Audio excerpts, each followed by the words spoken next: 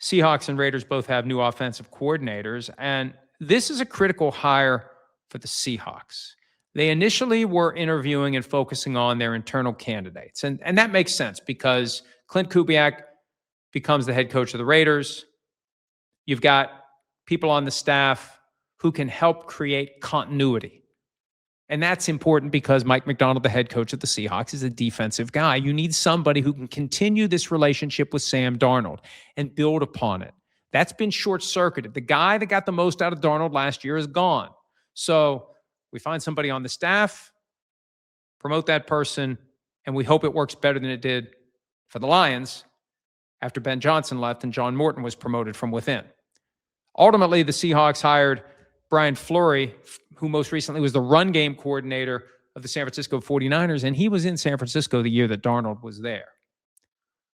So they've made the assessment, they've made the decision that this is going to be better for them than whatever continuity would come from promoting someone from within. And again, it is a critical decision, and it's got a potential reward for Fleury. Look at what it did for Kubiak.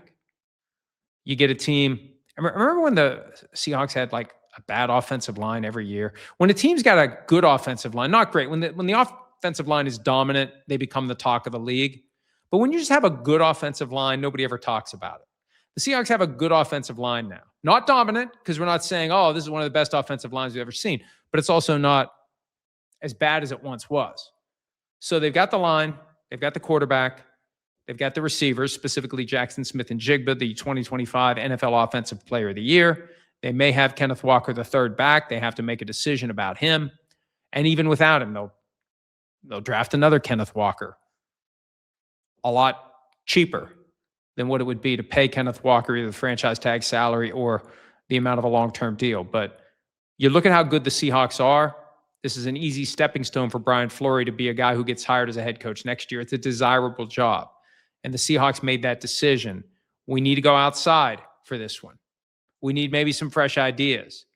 It's not about trying to replicate what Clint Kubiak did necessarily.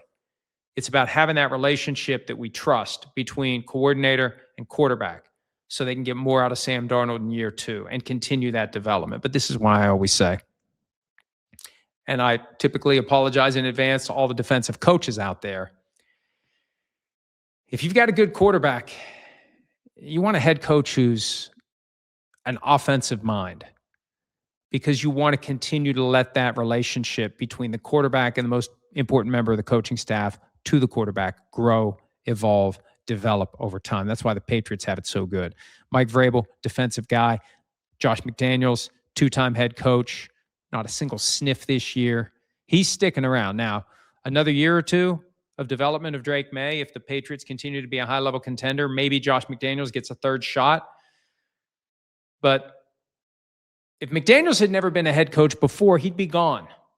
He'd have gotten one of these jobs. So there's value in knowing that your play caller, your play designer, your quarterback whisperer is going to be sticking around. The Seahawks have to go through that transition. And with Fleury being hired by the Seahawks, Andrew Janocko goes from the Seahawks to the Raiders with Clint Kubiak to try to do with whoever their quarterback is going to be what they did last year with Sam Darnold. Whether it's Geno Smith, whether it's Fernando Mendoza, whether it's someone else, whether it's Smith for a year with Mendoza learning, whatever it may be, the Seahawks are putting the Raiders, are putting the infrastructure in place to turn things around. And who knows what's going to happen with the Raiders. They've had 2 playoff appearances since Super Bowl 37. One and done in each one, although they did give the Bengals hell in the 2021 wild card round, the year that the Bengals almost beat the Rams in the Super Bowl. They just have a lot to do. They don't have enough great players. They focus too much on building from the outside in, not the inside out. They need to focus on the offensive line, the defensive line. Beyond Max Crosby, what do they really have? They need more. They just need more great players. And we'll see how they go about finding those great players. If they can't keep Max Crosby, get draft picks. Use them well. Try to develop great players that way. Maybe they decide not to draft Mendoza and trade that pick. We don't know. I was talking to somebody about this yesterday. we can't rule out anything as free agency approaches, as the new league year creeps closer, as trades can happen. And remember, trades can be unofficially done at any time. They just can't become official until the new league year starts on March 11th. We're in that window where we have to be ready for anything. And when you consider how crazy January was, there's really nothing that can happen by way of player movement. Well, I mean, there are a few things like Patrick Mahomes being traded would be beyond crazy. And I'm not suggesting he would be. I'm just saying that's an example of something that would be, holy crap, that's impossible.